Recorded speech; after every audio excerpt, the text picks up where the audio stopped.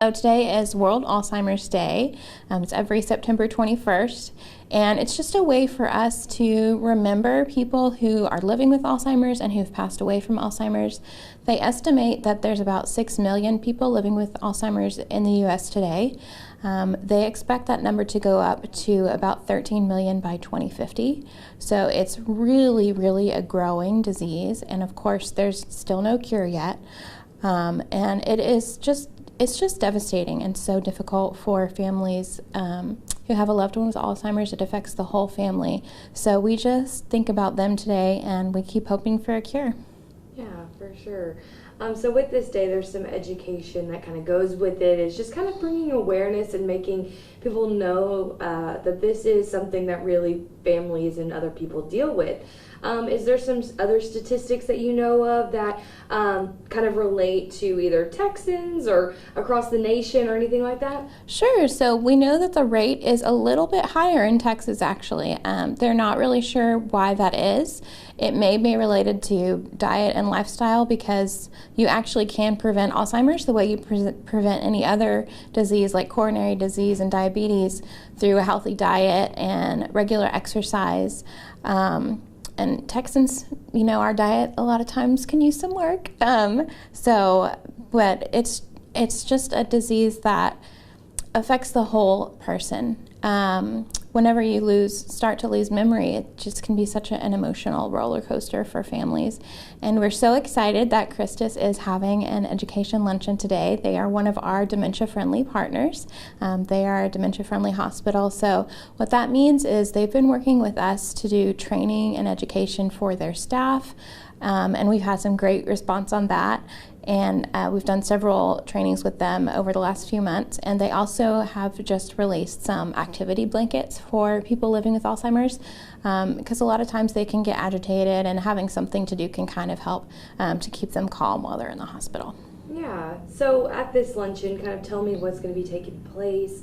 What's going to be talked about. I know it's a kind of a lunch and learn type thing. Right. So this one is on dementia and fall prevention, which is so important in the hospital setting, because if you have a fall and say break a hip, for instance, that just can cause a whole other host of issues. So it's very important, and we really want to drive home at this event for the staff that falls are much more likely for people living with dementia, and Alzheimer's is just one kind of dementia. So we're very excited for staff to attend this education event. Yeah, for sure. And so today we're kind of, like I said, educating the public. If there are some signs that someone might be kind of might be prone to this or anything like that, could you talk about those? What those signs might look like? Sure. So the first one is always going to be, with Alzheimer's, is going to be the short-term memory loss. So repeating conversations over and over, forgetting important appointments. Maybe it's an event they wouldn't be likely to forget, like a fun event, and you might be surprised they would forget. That can be a big sign. Things like forgetting to pay bills can be a big sign. And then losing track of time and the seasons is another big sign. Not being able to figure out simple math equations can be a big sign.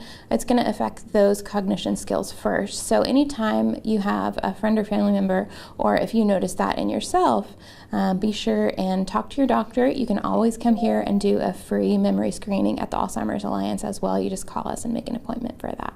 Yeah, I want to learn a little bit about you guys and kind of your alliance here, what you guys do, what you guys offer. You have to tell people if they're unaware of what you guys kind of offer here in Smith County? Sure. So as I mentioned, the memory screening, which is free, and we recommend people do that annually over age 60, really, just like you would do any other routine screening, just to have a baseline for your cognition.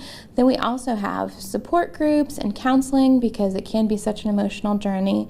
We have our Project Lifesaver program, which is a locator bracelet if you have a loved one who's starting to wander off, which can be very common with dementia. Law enforcement can find them as quickly as 30 minutes with that bracelet. We also have our Day Club program, which is probably our most popular, because people living with dementia can come here and just have a good time. They do crafts, they play games. It's just a good way for them to stay social, which is very important for slowing the progression of the disease.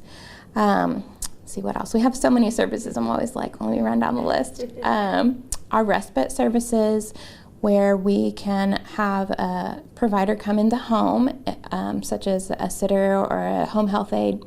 And if you have an appointment, if you're a caregiver and you need to get away for a little bit, we offer 40 hours for free a year. And we also offer institutional respite. So if you're thinking it's time to place a loved one in a long-term care facility, we offer 10 days for free where you can kind of try out that transition. Yeah, and so with today, what do you think is the most important thing that people need to know and kind of take away from everything that we'll be talking about in this story? There's so many things with Alzheimer's I wish people knew. I would say the most important thing to remember is that it's not normal aging. So if you see your loved one is having these cognition problems, just have it checked out, because the earlier you can find out what's going on and get a diagnosis, the better quality of life you're going to have for longer. Yeah. Is there anything else that we missed that you feel like people should know? If people are curious about us or about any other information about Alzheimer's, they can go to our website, alzalliance.org.